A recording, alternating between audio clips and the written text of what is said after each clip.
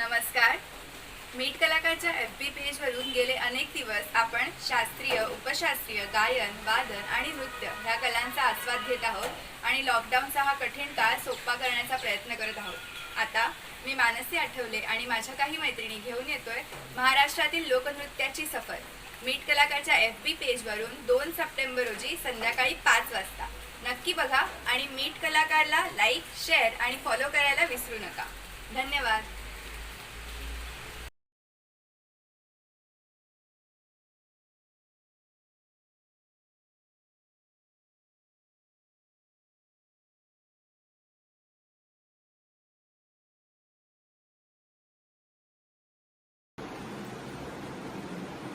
नमस्कार मंडळी, नमस्कार.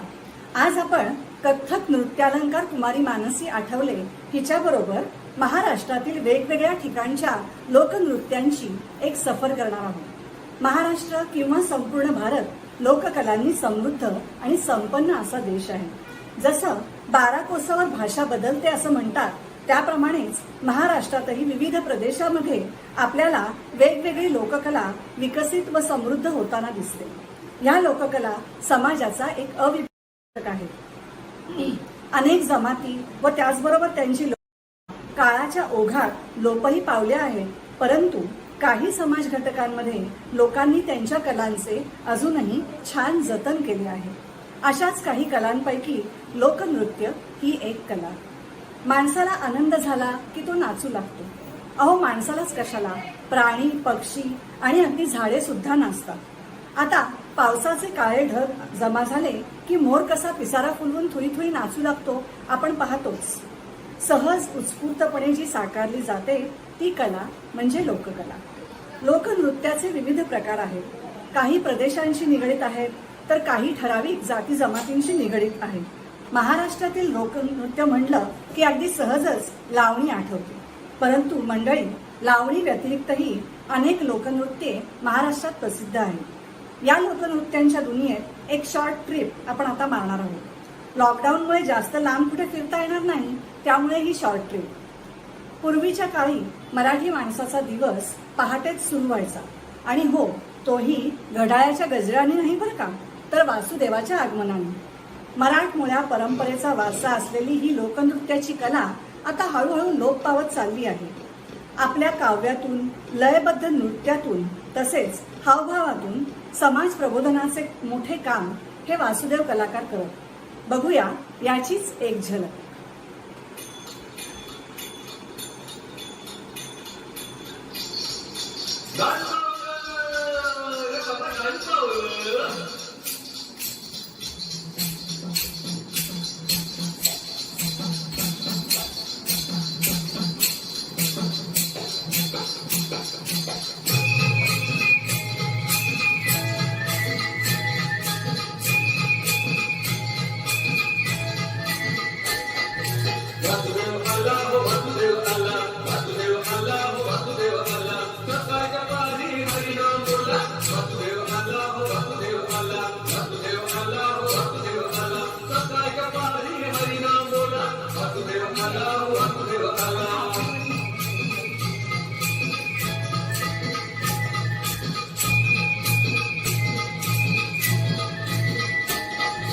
नाही कोणी जागत डोकं पहार दुःखी बाजूला दैवत राहणार. नाही कोणी जागत डोकं पहार दुःखी बाजूला दैवत राहणार. तुझ्यासाठी देव वासुदेव आला, वासुदेव आला, वासुदेव आला, वासुदेव आला, वासुदेव आला.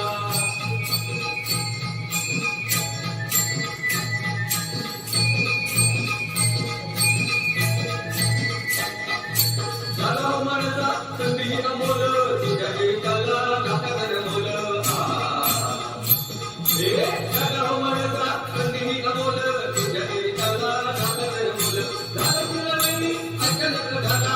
वासुदेव आला, वासुदेव आला, वासुदेव आला, वासुदेव आला.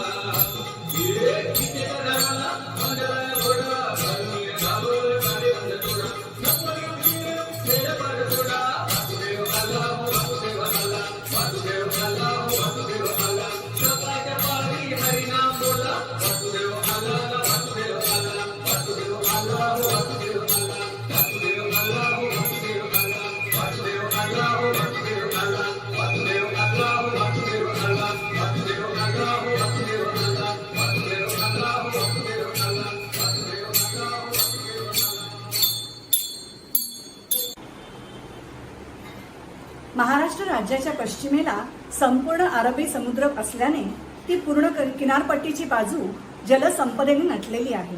नारळी, पोफळी, आंबा, फणस, काजू, कोकम अशा वनराईने भरलेली तर आहेच, शिवाय समुद्रातील मासे हा येथील मुख्य खजिना आहे. त्यामुळेच कोळी जातीचा विकास या भागात झालेला आढळतो. त्यांचे मुख्य दैवत म्हणजे समुद्र आणि देवी एकविरा. आपल्याला अन्न पुरवणारा व उपजीविकेचे साधन देणारा समुद्र ह्याची ते लोक मनोभावे पूजा करतात. त्यांच्या सणावाराला, लग्न समारंभामध्ये आवर्जून केला जाणारा नृत्य प्रकार म्हणजे कोळी नृत्य. समुद्राच्या लाटांप्रमाणे हेलकावे घेत केलेले हे नृत्य म्हणजे कोळी नृत्य. चला तर आता आपण ह्या जोशपूर्ण लोकनृत्याचा आनंद घेऊया.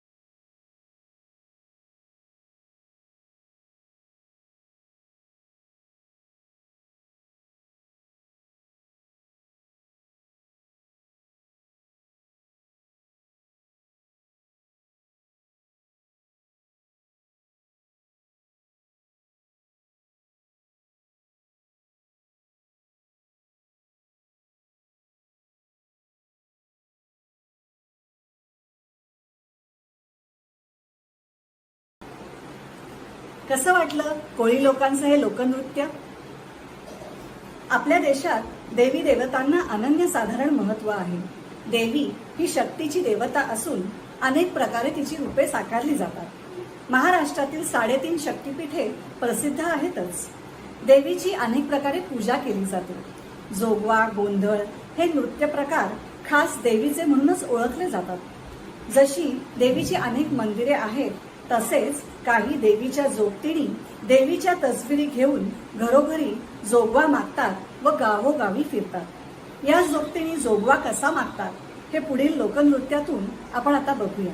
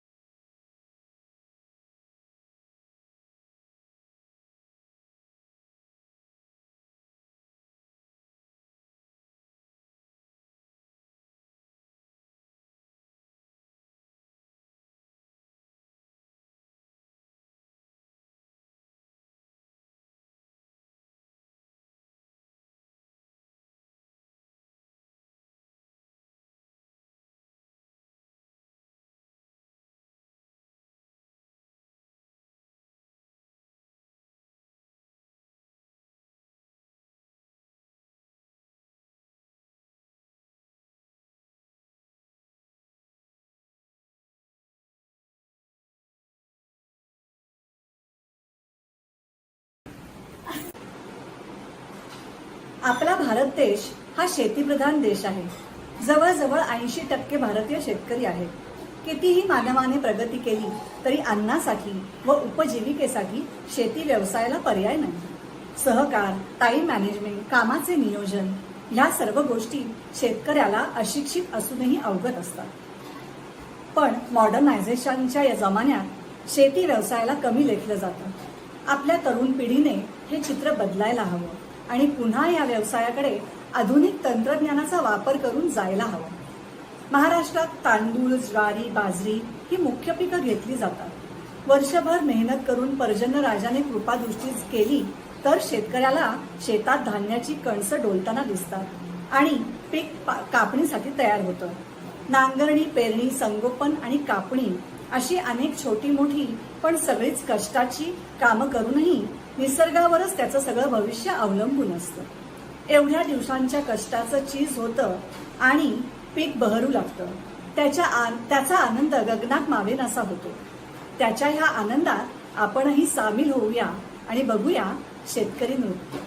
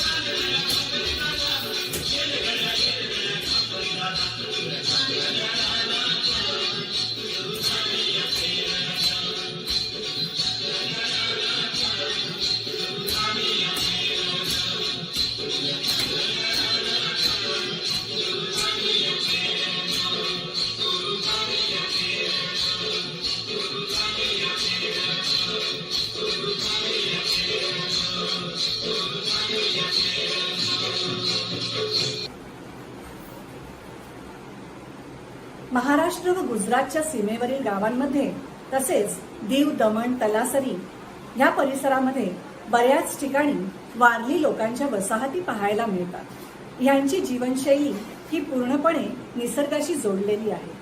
थोडीफार शेती व मुख्यत्वे जंगलातून मिळणाऱ्या जडीबुटी तसेच लाकूड ह्याच्यावर त्यांचा चरितार्थ ते चालवतात. त्यांची संस्कृती, राहणीमान, भाषा, चालीरीती हे सर्व इतरांपेक्षा खूप वेगळे आहे आणि त्यांनी ते खूप चांगल्या प्रकारे जतन केले आहे. वारली चित्रकला व तारपा नृत्य हे त्यांच्या संस्कृतीची विशेष वैशिष्ट्ये आहेत. मातीनी व शेणाने सारवलेल्या भिंती आणि जमिनीवर ओल्या तांदूळाच्या पिठात गवताची काडी बुडवून त्याच्यानी ते चित्रे काढतात. शेतात आलेले पहिले पीक, लग्न समारंभ, देवी देवतांचे उत्सव अशा वेळी ही सजावट करून देवी देवतांची अनेक वेगवेगळी चित्रे तसेच वेगवेगळी कामे करणाऱ्या माणसांची सहज सोपी वाटणारी पण तरीही अवघड असलेली चित्रे ते काढतात. मातीच्या रंगावर ही पांढऱ्या शुभ्र पिठाने काढलेली चित्रे खूपच आकर्षक दिसतात. तारपा नृत्य हाही एक वैशिष्ट्यपूर्ण असा नृत्य प्रकार त्यांच्यामध्ये आहे. हे लोक तालासाठी घुंगूर काठी व सुरांसाठी तारपा ह्या वाद्याचा वापर करतात. 30-40 माणसे एकसारखा लयबद्ध हालचाल करतात. हेच त्या नृत्याचे वैशिष्ट्य. चला आपण त्याचीही एक छोटीशी झलक बघूया.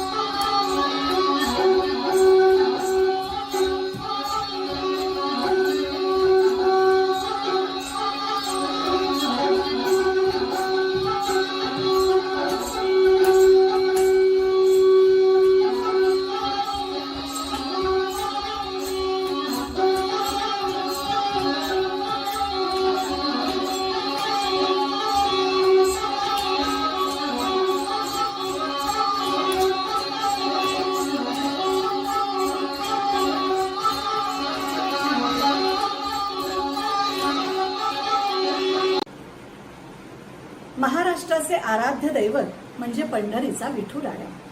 आषाढी एकादशीला बरेच दिवस प्रवास करून लाखोंच्या संख्येने वारकरी पालखी घेऊन पंढरपूरला चालत जातात. मजल दरमजल करत अभंग, भजन, गजर करत हे प्रवास करत असतात व अखंड नामस्मरणही करत असतात. विठुरायाच्या दर्शनासाठी आतुर असलेली ही मंडळी तहान भूक विसरून जल्लोषाने नाचत व गात पुढे पुढे चालत असतात. डोंगर दऱ्या, खडकाळ रस्ते, ऊन पाऊस या सर्वातून चालतानाही त्यांच्या मनात आणि अंगाअंगात उत्साह आणि जोश असतो. टाळ, चिपळ्या, मृदुंग, एकतारी, लेझीम अशी नाना प्रकारची वाद्ये वापरून पालखी वाजत गाजत पंढरपूरला जाते. चला आपणही या वारीमध्ये सामील होऊया.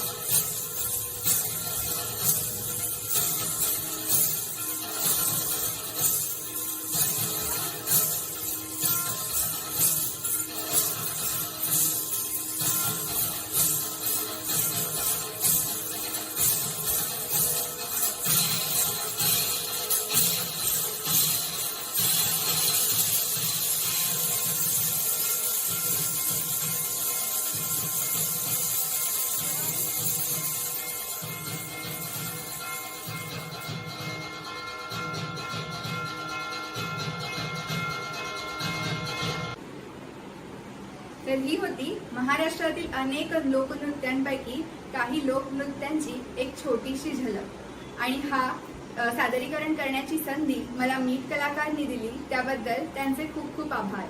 मीट कलाकारच्या सर्वच टीमने वेळोवेळी लागेल ती मदत करून सहकार्य केले. या सादरीकरणामध्ये मला या माझ्या सख्यांनी अगदी त्यांना विचारता क्षणीच हो म्हटले. त्यातली पहिली छोटा वासुदेव, अश्लेषा सावंत, श्रेया शेळके, पल्लवी शेळके आणि माधुरी आठवले. त्याशिवाय मला ह्या सादरीकरणासाठी लागणारी सगळी छोटी मोठी प्रॉपर्टी जागर मंच अंबरनाथ यांनी उपलब्ध करून दिली. त्यांचे हे खूप खूप आभार. तसंच हे सगळे मला माझ्या मैत्रिणींनी खूप मदत केली, त्यांचेही खूप खूप आभार. आणि लास्ट बट नॉट लिस्ट माझे बाबा, ज्यांनी आता आम्हाला पूर्ण वेळ हे शूटिंग करण्यासाठी, हे लाईव्ह करण्यासाठी मदत केली कॅमेरावरती, त्यांचेही खूप खूप आभार. आणि मीट कलाकारच्या FB पेजवर आपण असेच अनेक कार्यक्रम पुढेही बघणार आहोत. धन्यवाद.